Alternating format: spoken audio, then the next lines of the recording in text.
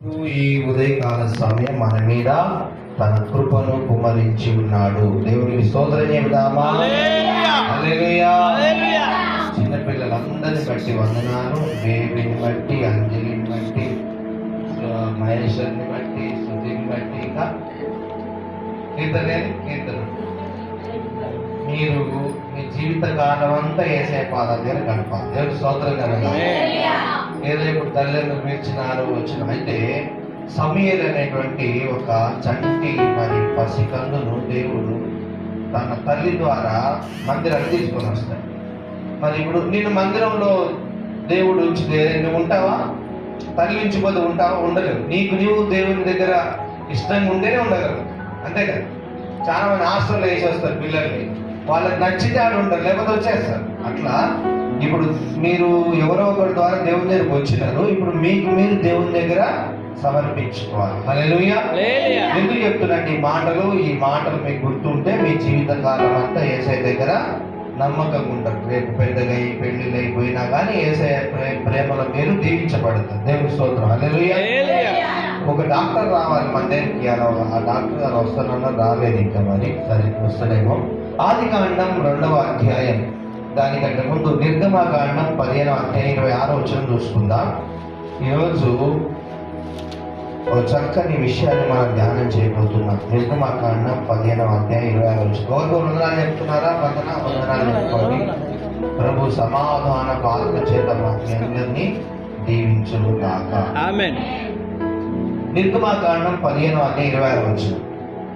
మీ దేవుడైన యెహోవా వాక్కును శ్రద్ధగా విని ఆయన దృష్టికి న్యాయమైనది చేసి ఆయన ఆజ్ఞలకు విధేయులై ఆయన కట్టడలన్నిటినీ అనుసరించి నడిచిన ఎడల నేను ఐగుప్తీయులకు కలుగజేసిన రోగములలో ఏదియూ మీకు రానియను. ప్రార్థన చేసుకుందాం. పరిశుద్ధుడా, ప్రేమగల తండ్రి, ఈ ఉదయకాల సమయమునైనా మీ సన్నిధికి వచ్చిన అయ్యా మీకు వందనాలు. మీరు దీవించి ఆశ్రయించి మాకు జ్ఞానమును, ప్రభువా మాకు విశ్వాసమును, పరిశుద్ధతను, నీతినిచ్చే దేవుడవని, యథార్థంగా బ్రతికి కృపనిచ్చే దేవుడవని, ప్రభా మీ యందు భయభక్తులతో జీవించే ప్రభా మరి దాని విధానాలు, పద్ధతులన్నీ మీరు మాకు నేర్పించే దేవుడవని, మా జీవిత కాలమంతా మీ కృపాక్షేమమును మాకు అనుగ్రహించే దేవుడవని యేసయ్యా ఇదిగో మందిరంలోకి చేరి వచ్చిన బిడ్డలందరినీ బట్టి స్తోత్రాలు.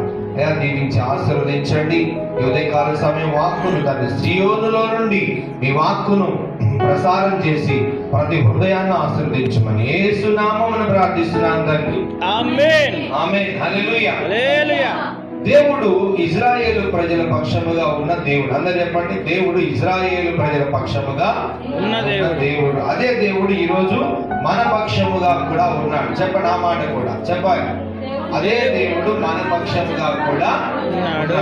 ఇంతకుముందు ఎవరి పక్షంగా ఉన్నాడు? దేవుడు వాగ్దానం చేసినాడు కాబట్టి ఇజ్రాయేల్ పక్షం. ఇప్పుడు ఎవరి పక్షంగా ఉన్నాడు?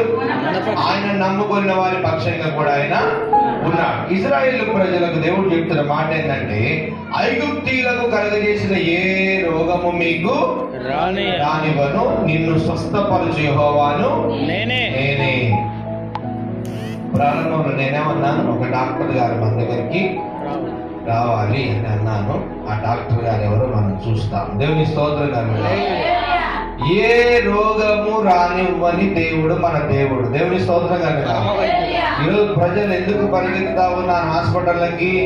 ఏదో ఒక రోగం, అవునా కదా? ఏదో ఒక వ్యాధి, ఏదో ఒక బలహీనత, ఏదో ఒక అనారోగ్యం. దాంతో ప్రజలు ఎక్కడికి వెళ్తున్నారు?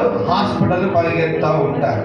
కానీ దేవుడు అంటున్నాడు, ఐగుప్తి నా మాట ఒకసారి చదవండి. 26వ వచనం. నా మాట దేవుడైన యెహోవా వాక్కును శ్రద్ధగా విని ఆయన దృష్టికి న్యాయమైనది చేసి. చూడండి ఎలా ఉండాలంట?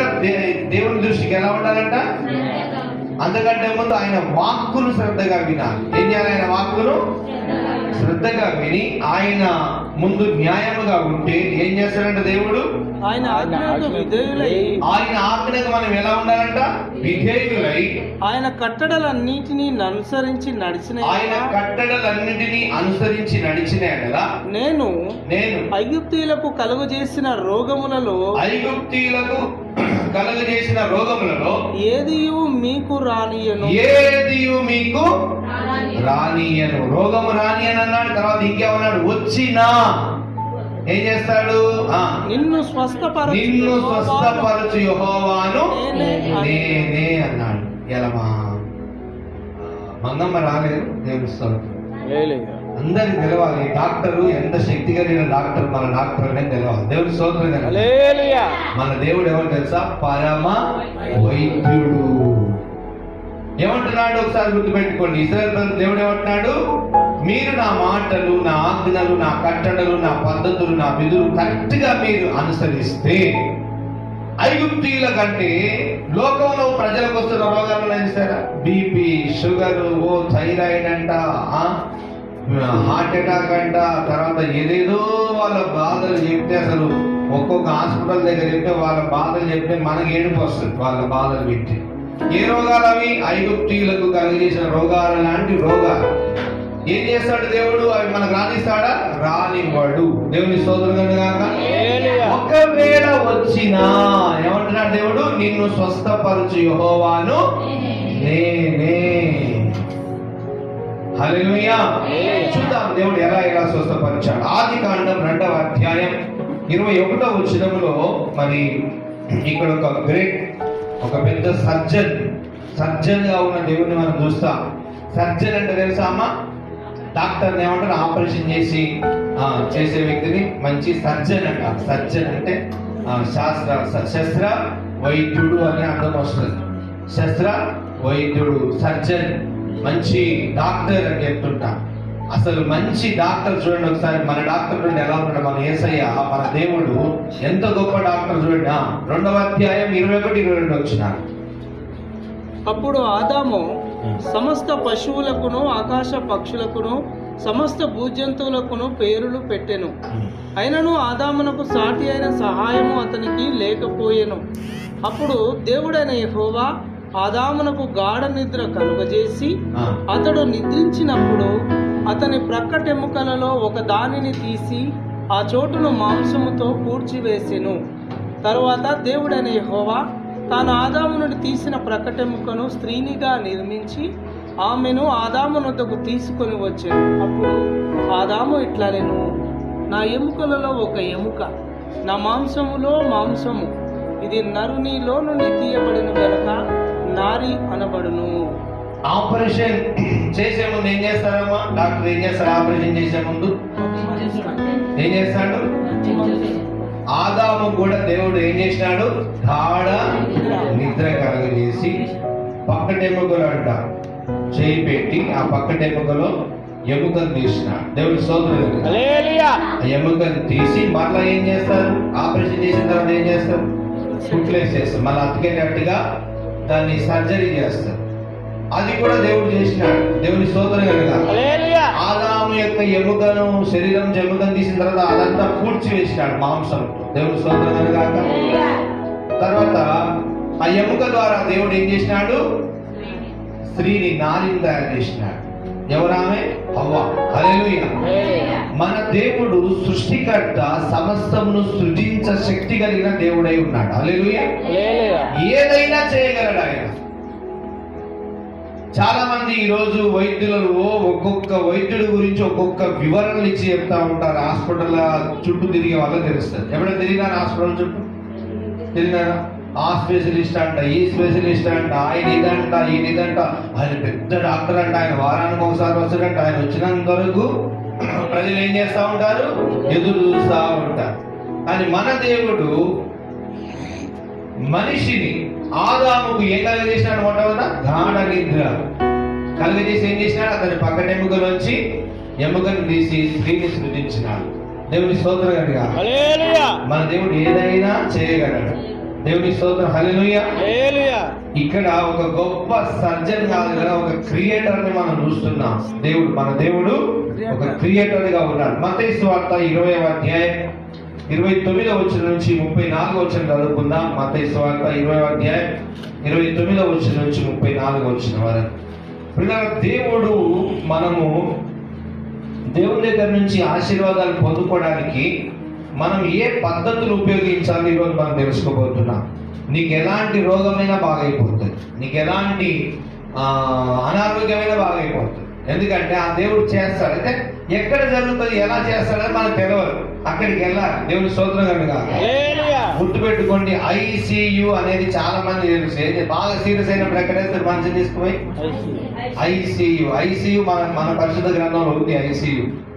ICU అంటే అర్థం ఏంటంటే ఇంటెన్సివ్ కేర్ యూనిట్, అంటే అత్యవసర పరిశీలన పరిరక్షణ కేంద్రం. అంటే మనిషిని చాలా జాగ్రత్తగా ప్రతిదీ చూసుకుని కేంద్రం. తన పల్స్ ఎట్లుంది, తన నాడి ఎట్లా కొట్టుకుంటుంది, BP ఎట్లుంది, ఇదంతా చూసుకుంటా అతని కంట్రోల్లో పెట్టేటువంటి కేంద్రాన్ని ICU అంటారు.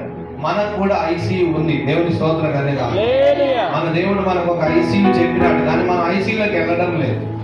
మనం ICUలోకి వెళ్ళి దేవుని దగ్గర ట్రీట్మెంట్ పొందడం లేదు. ఆ ICU ఏంటి, ఈ దేవుడు ఎలా ఆరోగ్యాన్ని మనకు బాగు చేస్తాడు మనం చూద్దాం.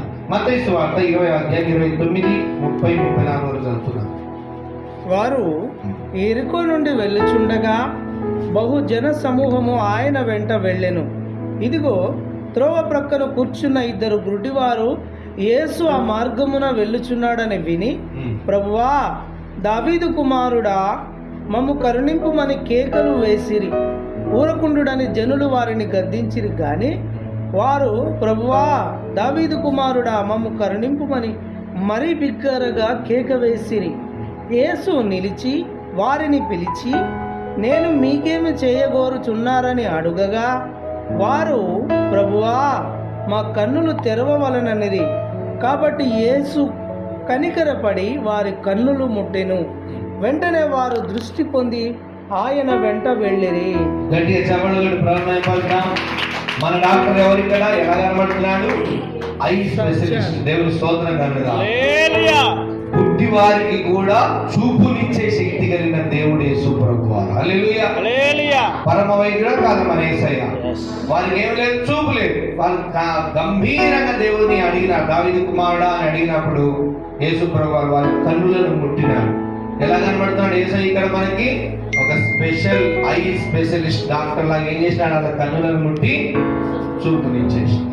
దేవుని స్తోత్రం కనుక అంటే నరాలకు, ఆ కంటి శుక్లానికి, ఆ పొరల కన్నిటికి దేవుడు శక్తిని ఇచ్చేసి. హల్లెలూయా. అదే మత్తయి సువార్త 15:30 ఏమేం చేసినాడు యేసయ్య చూద్దాం. పరిశుద్ధ గ్రంథంలో ఏమేం చేసినాడు, ఎంత శక్తిగా కార్యాలు చేసినాడు. జాగ్రత్త ఫస్ట్ విన్నా, చివరిలో మనం బలంగా ప్రార్థన చేసుకున్నాం.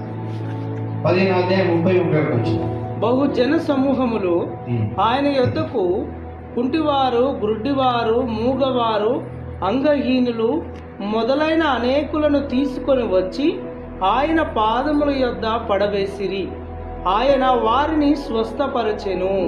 మూగవారు మాట్లాడుటయును, అంగహీనులు బాగుపడుటయును, కుంటివారు నడుచుటయును, గ్రుడ్డివారు చూచుటయును. జన సమూహము చూచి ఆశ్చర్యపడి ఇశ్రాయేలు దేవుని మహిమపరచిరి. దేవునికి స్తోత్రం. హల్లెలూయా. ఏమనుకున్నాం మనం? ఇశ్రాయేలు దేవుడై ఉన్న దేవుడు అన్ని జనులకు కూడా దేవుడైపోయాడని మనం ధ్యానం చేశాం. ఎలా ఈ స్వస్థతలు, ఈ హీలింగ్ జరుగుతున్నాయంటే అందరిని ఆయన సమాధానపరిచినాడు. వారి పాపాన్ని అంతా క్షమించినాడు కాబట్టి ఆయన ముట్టి బాగు చేస్తా ఉన్నాడు. ఇక్కడ ఎవరెవరు బాగా అయినారు చూడండి. ఎవరెవరు బాగా అయినారు? ఇక్కడ మొట్టమొదటి ఎవరు బాగా అయినారు? గుడ్డివారు, మూగవారు. ఎవరు? మూగవారు, తర్వాత అంగహీనులు, తర్వాత గుడ్డివారు, గుడ్డివారు. అందరినీ బాగు చేస్తాడు యేసయ్య. గట్టి చపలు కొట్టండి. ఎవరెవరిని? అంగహీనులను, గుడ్డివారిని, చెవిటివారిని. ఇప్పుడు ఇక్కడ యేసయ్య ఏ స్పెషలిస్ట్ గా కనబడుతున్నాడు? ఐ స్పెషలిస్ట్, ఇయర్ స్పెషలిస్ట్, తర్వాత ఏమేమో అంటారు, ఆర్థోపెడిక్, ఆర్థోపెడిక్ ఏదో అంటారు. అన్ని ఆయనే అయినాడు. దేవుడి స్తోత్రం కనుక. హల్లెలూయా. ఈ గొప్ప దేవుడు మరి ఈ స్వస్థత ఎలా ఇస్తాడు, ఎలా పొందుకోవాలో మనం లాస్ట్ లో చూడబోతున్నాం. యేసు ప్రభువారు ఎలా జనాన్ని స్వస్థపరిచి ఆయన నామాన్ని మహిమపరుచుకున్నా చూద్దాం. ఇక్కడ చూడండి, చివరిలో ఏం చెప్తున్నాడు? ఆ ఇశ్రాయేలు దేవుని ప్రజలు ఏం చేశారంట? మహిమపరచిరి. అన్ని జనులను కూడా దేవుడు స్వస్థపరుస్తుంది. ఆశ్చర్యకరంగా అద్భుతాలు చేస్తున్నప్పుడు దేవుడు ఏం చేస్తున్నాడు? ఆయన మహిమపరచబడుతున్నాడు. మార్కు సువార్త 7వ అధ్యాయం 31, 35 మర్చిపోవద్దు. ఫస్ట్ ఏం చేసినాడు? మత్తయి సువార్త 20వ అధ్యాయం ఏం చూసాం మనము? మత్తయి సువార్త 20వ అధ్యాయం ఏం చూసాం మనము? గుడ్డివాడు బాగయ్యాడు. ఏం చూసాం మనము? ఇక్కడ గుడ్డివారు, చెవిటివారు, తర్వాత మూగవారు, అంగహీనులు. అంటే కొంతమందికి శరీరం సరిగా ఆ కాళ్ళు చేతులు కొంతమంది బాగుండవు, వాళ్ళని కూడా యేసయ్య బాగు చేసినాడు. ఇప్పుడు మార్కు సువార్త 7వ అధ్యాయం 31 వచనం చూద్దాం. ఆయన మరలా తూరు ప్రాంతములు విడిచి సీదోను ద్వారా దెకపోలి ప్రాంతముల మీదుగా గలిలయ సముద్రమునొద్దకు వచ్చెను. అప్పుడు వారు చెవుడు గల నత్తివాని ఒకని ఆయన యొద్దకు తోడుకొని వచ్చి వాని మీద చెయ్యి ఉంచుమని ఆయనను వేడుకొనిరి. సమూహములో నుండి ఆయన వారిని ఏకాంతమునకు తోడుకొని పోయి, గమనించండి, ఎక్కడ తీసుకుపోయినాడంట? ఏకాంతములోనికి. ఐసీ అంటే అర్థం ఏంటిది? ఏకాంతములోనికి. అంటే ఎవ్వరు కనబడొద్దు, ఎవరు మాట్లాడొద్దు, ఎవరి మాటలు విననిస్తారా? ఐసీ చేసిన వాళ్ళని వినిస్తారా? దేవుని దగ్గర స్వస్థత పొందుకోవాలంటే కూడా ఒక ఏకాంతమైన ప్రదేశానికి తీసుకుని వెళ్తాడు. మనం కూడా ఏకాంతమైన ప్రదేశానికి వెళ్ళి ప్రార్థన చేయాలి.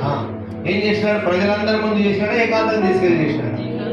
చలనా సమూహములో నుండి ఆయన వానిని ఏకాంతమునకు తోడుకొని పోయి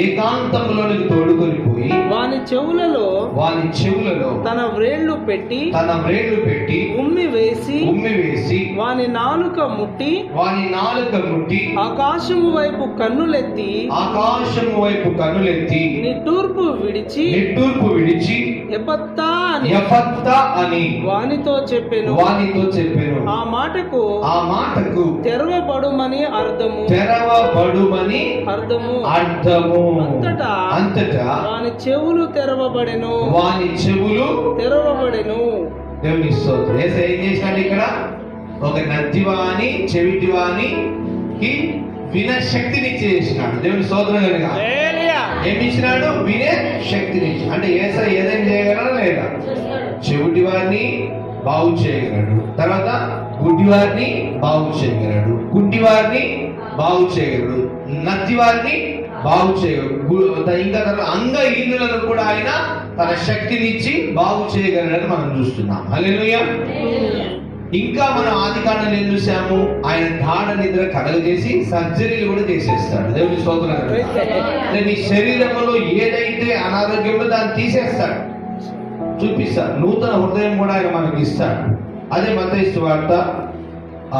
సువార్తలో కొద్దాం ఒకసారి. మత్తయి సువార్త 9వ అధ్యాయం 6, 7, 8 వచ్చిన. మత్తయి సువార్త 9వ అధ్యాయం. నాకు కొన్ని రోజుల నుంచి దేవుడు చెప్తున్నాడు, ఈ నా స్వస్థతలన్నీ నువ్వు చెప్పాలి అని చెప్పి. సరే, పాత నిబంధనలు ఎన్నో విషయాలను ధ్యానిస్తుంటా, కానీ ఒకసారి నేను చేసిన కార్యాలన్నీ చెప్పాలి, ఇక్కడే సంఘం బాగా వర్ధిల్లుతుంది అని పరిశుద్ధాత్ముడు జ్ఞాపకం చేసినాడు. అలాగే ఈ అత్యున్నత సింహాసనంపై ఆసీనుడు అనే పాట చాలా రోజుల నుంచి ఆరాధనలో పాడాలి కదా, ఏంటి దేవుని మయంపరిచే పాట కదా ఇదని అనుకుంటా ఉన్నాను.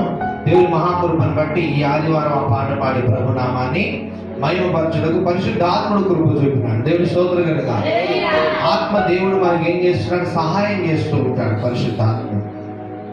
అత్యున్నత, నాకు చాలా ఇష్టం ఆ పాట. దేవుడిని మనం ఏంటంటే దూతలు ఆరాధించినట్టుగా ఆరాధించే పాట అది. మనం ఉదయం నిద్ర లేవగానే దేవుడిని ఆరాధించే పాటలు పాడడం ద్వారా దేవుడికి మహిమ వస్తుంది, తర్వాత మనకు ఆశీర్వాదం వస్తుంది. హల్లెలూయా. చూద్దాం మత్తయి సువార్త 9వ అధ్యాయం 6, 7, 8 వచ్చిన. అయినను పాపమును క్షమించుటకు భూమి మీద మనుష్య కుమారునికి అధికారము కలదని మీరు తెలుసుకొనవలెను అని చెప్పి ఆయన పక్షవాయువు గలవాని చూచి నీవు లేచి నీ మంచం ఎత్తుకొని నీ ఇంటికి పొమ్మని చెప్పగా వాడు లేచి తన ఇంటికి వెళ్ళెను. జనులు అది చూచి భయపడి మనుషులకి అధికారం ఇచ్చిన దేవుని మహిమపరచిరి. పక్షవాయువు కలిగిన వారిని కూడా యేసయ్య ఏం చేసినాడు? ముట్టి బాగు చేసినాడు. ప్రతి స్వస్థత పొందుకునేటప్పుడు బాగా గుర్తుపెట్టుకోవాలి, స్వస్థత పొందుకునే వ్యక్తి దేవుని శక్తి మీద ఆధారపడుతూ ఉంటాడు. దేవుడు తన శక్తిని విడుదల చేస్తున్నప్పుడు ఆ శక్తి అతనికి వెళ్ళిపోతుంది. ఈరోజు చాలా మంది స్వస్థతలు ఎందుకు జరగమంటే దేవుని శక్తిని ఉన్నట్టుగా వారు కనిపెట్టరు. ఇక ముడుతాడు, ఇక బాగు చేస్తాడు, ఇక ముడుతాడు, బాగు చేస్తాడని దేవుని దగ్గర ఎప్పుడు కనిపెట్టుకుంటుంటే ఆ దేవుడు తన శక్తితో నింపి ఆ యొక్క స్వస్థత ఇచ్చినప్పుడు ఆ శక్తి పొందుకుంటాడు మనిషి. కానీ మనిషి ఏం చేస్తాడంటే కొన్నిసార్లు దేవుని మీద ఆధారపడతాడు, కొన్నిసార్లు లోకంలో వైద్యుల మీద ఆధారపడతాడు. ఇక్కడ చాలా మిస్టేక్ జరుగుతుంది. దేవుని స్తోత్రం కనుక అదే దేవుడు, అదే వైద్యుని మీద ఉన్నటువంటి నమ్మకము, పరమ వైద్యుడని యేసయ్య మీద మన నమ్మకం పెట్టుకుంటే అద్భుతం జరుగుతుంది. దేవుని స్తోత్రం కనుక ఇక్కడ పక్షవాయు కలిగిన రోగి చూస్తా ఉన్నాడు. పిల్లరాసలు మరి ఆయన స్వస్థత కొరకు ఎదురు చూడడం అనేది మనం ఎక్కడ చూసాం. గుడ్డివాడు చూడండి, యేసయ్యను చూడలేదు కానీ గుడ్డివాడు కళ్ళు చూపు లేవు కానీ ఏం చూస్తున్నాడు గుడ్డివాడు? ఎలా ఉండొచ్చు హృదయంలో? గుడ్డివాడు హృదయంలో ఎలా ఉండదు చెప్పండి? యేసయ్య నన్ను ముడతాడు, నాకు శక్తి వచ్చేస్తుంది. యేసయ్య నన్ను ముడతాడు, నా కంటి చూపు వచ్చేస్తుంది. ఆయన లోపల అనుకుంటున్న ఆ యొక్క దేవుని మీద పెట్టిన నిరీక్షణ, దేవుని కొరకు చూస్తున్న ఎదురు, దేవుని దగ్గర వచ్చే స్వస్థత కొరకు చూస్తున్న ఆ యొక్క ఆ ఎదురు చూపు, ఆ దేవుని శక్తి రెండు ఏకమైపోయాయి, స్వస్థత వచ్చేసి. ఇది ఐసీయూ లో పేషెంట్ కి ఇచ్చే ట్రీట్మెంట్ లాగా ఉంటుంది. దేవుని మీద బాగా డిపెండ్ కావాలి. దేవుని మీద ఏ అనారోగ్యం, ఇవాళ బాగానే ఉన్నాం, రేపు ముసంతనానికి వచ్చి ఏ అనారోగ్యం వచ్చినా ప్రభు మీద ఇలా ఆధారపడడానికి జ్ఞాపకం చేస్తున్నాను. హల్లెలూయా. సమయంలో అయినా మనకి ఏ అనారోగ్యం కలిగినా, మనకి ఎలాంటి అనారోగ్యం రానివాడు దేవుడు అన్నాడు. తర్వాత ఏమన్నాడు? నిన్ను స్వస్థపరచు యెహోవాను నేనే అన్నాడు. హల్లెలూయా. అదే మత్తయి సువార్త 8వ అధ్యాయం 1, 2, 3 వచనాలు. ఇప్పటికి ఎంతమంది చూసినా మనము 8వ అధ్యాయం 1, 2, 3 వచనాలు. చెవిటి వారిని బాగు చేసినాడు, గుడ్డి వారిని బాగు చేసినాడు, మూగవారిని, తర్వాత అంగహీనులను, తర్వాత పక్షవాయు రోగం కలిగిన వ్యక్తులను కూడా యేసయ్య బాగు చేసినాడు. హల్లెలూయా. ఇప్పుడు చూద్దాం 8వ అధ్యాయం. ఆయన ఆ కొండ మీద నుండి దిగి వచ్చినప్పుడు బహుజన సమూహములో ఆయనను వెంబడించెను. ఇదిగో కుష్ఠరోగి వచ్చి ఆయనకు మ్రొక్కి, ప్రభువా నీకిష్టమైతే నన్ను శుద్ధినిగా చేయగలవనెను. అందుకాయన చెయ్యి చాపి వాని ముట్టి, నాకిష్టమే, నీవు శుద్ధుడవు కమ్మని చెప్పగా తక్షణమే వాని కుష్ఠ రోగము శుద్ధి ఆయను. హల్లెలూయా. ఇక్కడ ఏం చేస్తున్నాడు యేసయ్య? ఎవరిని స్వస్థపరిచినాడు? కుష్ఠరోగి. తెల్ల పొడవ వస్తుంది, కొంతమందికి చేతులు మొత్తం ఉప్పులో కట్ అయిపోయినట్టు చీము నెత్తి 2 కారుతున్నాయి చేతులు వేలలో నుంచి. అతను ఇప్పుడు యేసయ్య ఏం చేసినాడు? ముట్టి బాగు చేసినాడు. ఇప్పుడు చెప్పండి, యేసయ్య ఏం చేయలేడు? ఏం చేయలేడు చెప్పండి. మన నమ్మకము సరిగా లేకపోవడం దాన్ని పొందుకోలేకపోతున్నా కానీ ఆయన ఏదైనా చేయగలడు. కన్నులు ముట్టి బాగు చేస్తాడు, కంటికి శక్తిని ఇచ్చేస్తాడు. ఆయన దేవుడు స్తోత్రం కనుక సర్వ శరీరానికి శక్తిని ఇస్తాడు. ఇంకా పిల్లల నూతన హృదయాన్ని కూడా ఇస్తాడు. ఆయన కుష్ఠరోగిని బాగు చేసినాడు, పక్షవాయు రోగిని బాగు చేసినాడు. యేసయ్య ప్రతి ఒక్కరికి ఆయన విడుదల ఇచ్చి ఆశీర్వదించే దేవుడు. ఎందుకంటే ఎవరి మీద పాప నేరం లేదు, అంతా పత్రం చిరిగివేయబడింది. ఇప్పుడు ఆయన ముట్టి బాగు చేస్తున్నాడు. ఇప్పుడు మనకేం కావాలి? విశ్వాసం కావాలి. ఏం కావాలి మనకి? ఆ యేసయ్య మీద విశ్వాసం పెంచుకుంటే ఆ స్వస్థతను మనము పొందుకుంటాం. ఎహెజ్కేలు గ్రంథం 36వ అధ్యాయం 25, 26, 27 వచనం. హార్ట్ ఆపరేషన్ కూడా యేసయ్య చేసేస్తాడు. నీకు ఒక కొత్త హార్ట్ ఇచ్చేస్తాడు. చాలా మంది హార్ట్ ఆపరేషన్, హార్ట్ అంటుంటారు. హార్ట్ తీసి హార్ట్ పెట్టేస్తాడు దేవుడు. దేవుడు స్తోత్రం కదా. చూద్దాం ఎహెజ్కేలు గ్రంథం 36వ అధ్యాయం 25, 26, 27 వచనం. మీ అపవిత్రత యావత్తు పోవునట్లు నేను మీ మీద శుద్ధ జలము చల్లుదును. మీ విగ్రహముల వలన మీకు కలిగిన ఏం చేస్తారంట? విగ్రహముల ద్వారా, మన పితరుల ద్వారా మన మీదికి వచ్చిన ప్రతి విధమైన అపవిత్రతను, అపవిత్రత అంతయు తీసివేసి నూతన హృదయము, గట్టిగా చప్పట్లు కొట్టండి. దేవుని స్తోత్రం గాక. మన ప్రజలు చేసిన పాత పితృ పారంపర్యాచార ఆచారాల ప్రకారం మన హృదయము, మరి ముఖ్యంగా గుర్తుపెట్టుకోండి, హృదయం కలుషితం అవుతుందా కాదా? అవుతుందా కాదా? పరిశుద్ధాత్మ దేవుడు నిజంగా మనల్ని ఎంతగానో ప్రేమిస్తున్నాడు. మిమ్ములను ఎంతగానో ప్రేమిస్తున్నాడు. ఎందుకంటే మీకు అర్థమయ్యే రీతిలో పరిశుద్ధాత్మ దేవుడు వాక్యం చెప్పమని చెప్తా ఉన్నాడు. నాకు దేవుని స్తోత్రం కలుగును. మన పితరులు ఇష్టానుసారమైన దేవతా దేవీలకు మొక్కినప్పుడు మన హృదయం కలుషితమైందా కాలేదా? చెప్పండి, అయినా కాలేదా? ఇప్పుడు ఆ హృదయమే ఉంటే మనం దేవుని ఆరాధించగలుగుతామా? ఆరాధించదు. మనకి ఏ హృదయం ఇస్తాడు దేవుడు? నూతన హృదయం. దేవుని స్తోత్రం కలుగును. మన అపవిత్రత యావత్తును తీసివేసి ఆయన ఏం చేస్తున్నాడు? మనకు ఒక నూతన హృదయంతో ఆయన ఆరాధించే కృప. ముత్తాత ఒక దేవతను ఆరాధించే, అవతల ఇంకొక దేవతను ఆరాధించే, మన తాతను ఫోటో పెట్టి ఆరాధించే, నాయనమ్మ ఫోటోలు పెట్టి ఆరాధి, ఇదంతా అప్పుడు ఏమైతుంది? మన హృదయం అంతా కలుషితమైపోతుంది. అవునా కాదా? కలుషితం అయిపోతుంది. ఆ హృదయంలో మన దేవుని ఆరాధించలేదు. మనకి ఏ హృదయం ఇస్తాడు దేవుడు? మళ్ళీ నూతన హృదయం. మళ్ళీ చదవండి ఆ మాట 25 నుంచి 26 వచ్చిన నూతన హృదయం మీకు ఇచ్చేది. గట్టిగా చెప్పబడి ప్రమేపరచండి. మనకి ఇచ్చాడా ఇవ్వలేదా? ఇప్పుడు దేవుడు చెక్ చేసుకోండి. ఇచ్చినాడా ఇవ్వలేదా? ఇచ్చాడా? నూతన హృదయం ఇచ్చాడా లేదా? ఇంకా ఏమి ఇచ్చాడు? నూతన స్వభావం కూడా ఇచ్చేసాడు ఆయన. చెప్పబడి ప్రమేపడతాం. లేకపోతే ఆరాధించగలుగుతామా దేవుడిని? ఆరాధించలేదు. ఏం చేసినాడు ఆయన? మన మీద ఉన్న అపవిత్రత యావత్తును ఆయన తీసివేసినాడు. ఏం చేసినాడు? ఆయన క్లీన్ చేసినాడు. ఏం చేసినాడు? క్లీన్. చాలా సార్లు అంటారు లారీలో క్లీనర్ లేకపోతే లారీ నడవదు, తెలుసా? లారీకి క్లీనర్ ఉంటాడు ఎప్పుడు, కానీ క్లీనర్ ఎప్పుడు మురికి గుడ్డతో ఉంటాడు. కానీ లారీ పోవాలంటే ఆ క్లీనర్ అట్లే ఉండాలి. ఎక్కడ రిపేర్ వచ్చినా చేస్తాడు. మన దేవుడు మనకు ఒక క్లీనర్ గా మన హృదయాన్ని కడుగుతాడు ఆయన. దేవుడు స్తోత్రం. మన నరాలకు శక్తిని ఇస్తాడు ఆయన. డాక్టర్ అనుకుంటాడు. డాక్టర్ చేతులు ఎట్లుంటాయి? గ్లౌజ్ వేసినప్పుడు రక్తం ఉంటాయి డాక్టర్ చేతులు. ఆపరేషన్ చేసిన డాక్టర్ ఎట్లా ఉంటాడు? రక్తం ఉంటుంది చేతులు. అట్లా ఉండి చేస్తేనే ఆ యొక్క ఆపరేషన్ చేయగలుగుతాడు. నేను రక్తం చూడను, రక్తం ముట్టుకుంటే ఆపరేషన్ అవుతుందా? కాదు. దేవుడు పరిశుద్ధాత్మ దేవుడు మన దగ్గరకు వచ్చి మనంతా క్లీన్ చేస్తుంటాడు ఆయన. దేవుడు స్తోత్రం కలుగును. అలాగే ఏం చేస్తుంటాడు? మన అపవిత్రత అంతా తీసి ఎక్కడ గుర్తుకొస్తుందంటే, స్త్రీ ప్రసవం అయినప్పుడు పక్కన ఉండి ప్రసవ కార్యక్రమాలు చేసినప్పుడు కొంతమంది, అంటే ఆ కాలంలో మంత్రస్థానంలో ఉండి ఎవ్రీ స్త్రీలు ప్రసవం అయినప్పుడు కూడా ఎవరుంటే పక్కన మంత్రస్థానం ఉంటాయి. వాస్తవం అదంతా అందరూ చేయలేరంట. చేస్తారా? ఒక స్త్రీ ప్రసవం అయ్యేటప్పుడు అక్కడ కార్యక్రమాలు ఉంటాయి. చాలా భయంకరమైన స్మెల్ వస్తూ ఉంటారు. అదంతా తట్టుకొని చేయలేరు, ఎవరు చేయలేరు. ఎందుకంటే కొంతమంది ఉంటారు.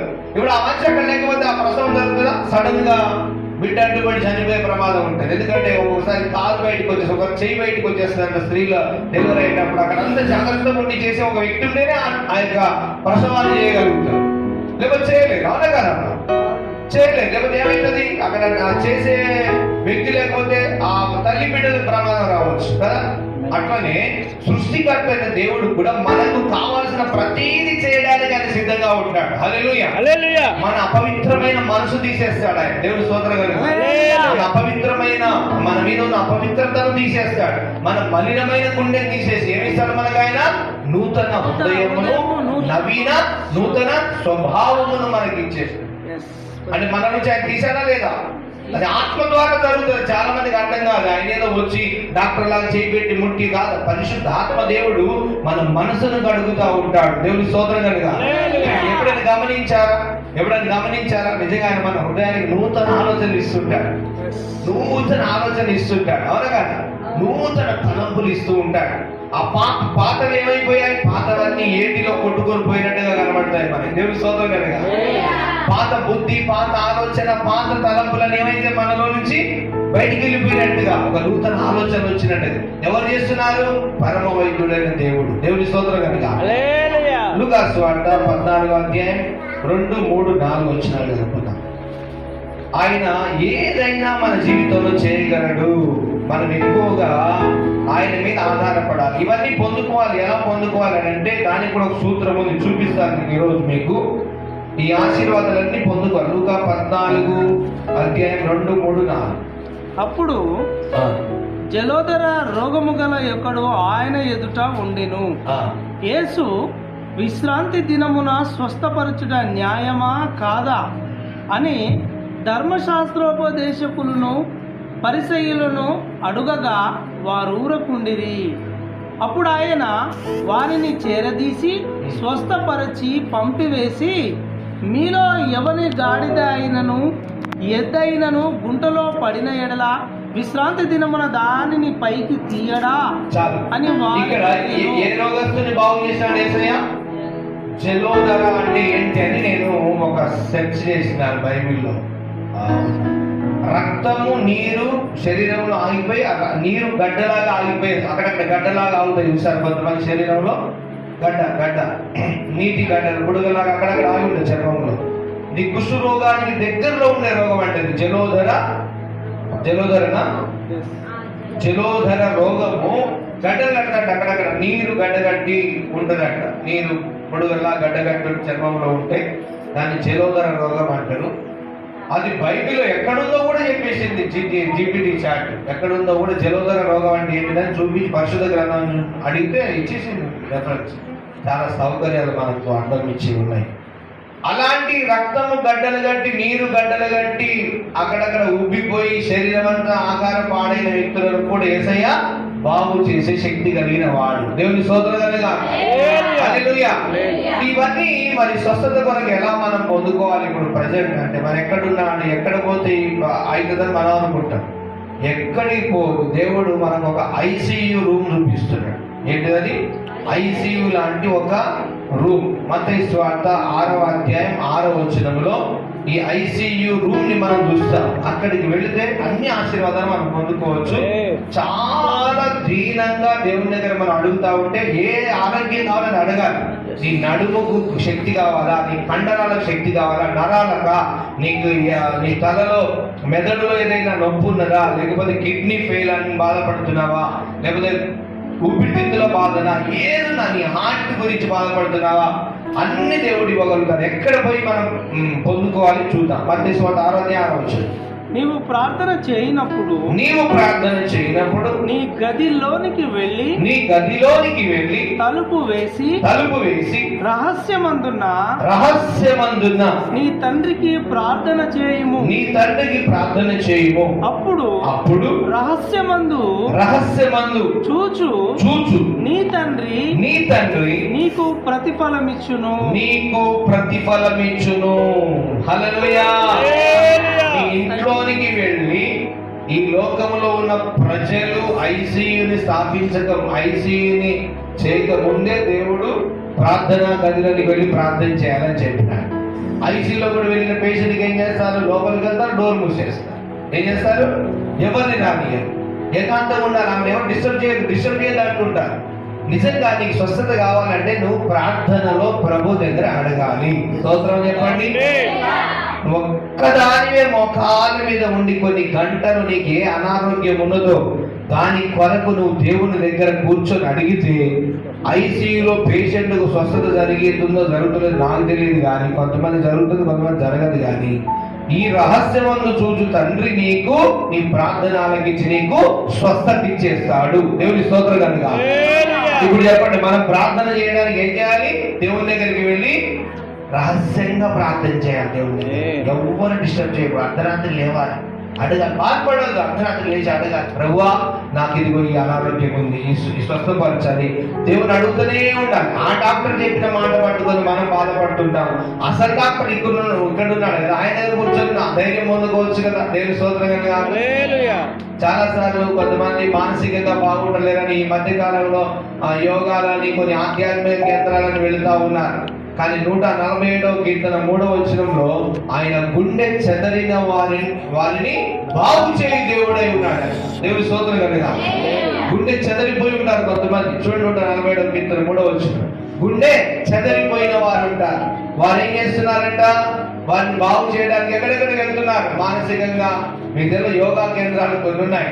ఏంటంటే మనసు బాగాలేదు బ్రదర్ మాకు, అందుకే మేము యోగా చేసుకుంటున్నాం, మాకు మొత్తం చికాగా ఉంది, అందుకే ఆ ధ్యాన కేంద్రానికి వెళ్ళి మేము చప్పట్లు కొట్టి వస్తున్నామంట. కానీ మన దేవుడు ఎవరు? గుండె చెదరిన వారిని బాగు చేయువాడు. చదవండి ఒకసారి 147:3. గుండె చెదరిన వారిని ఆయన బాగు చేయువాడు, గట్టిగా చప్పలు కొట్టండి. ఏం కడతాడు దేవుడు? గాయాలు కడతాడు. ఏం కడతాడు దేవుడు? గాయములు కడతాడు. గాయములు కట్టే దేవుడున్నాడు, స్వస్థపరచు దేవుడున్నాడు, అన్ని రోగాలకు వైద్యం చేసే దేవుడు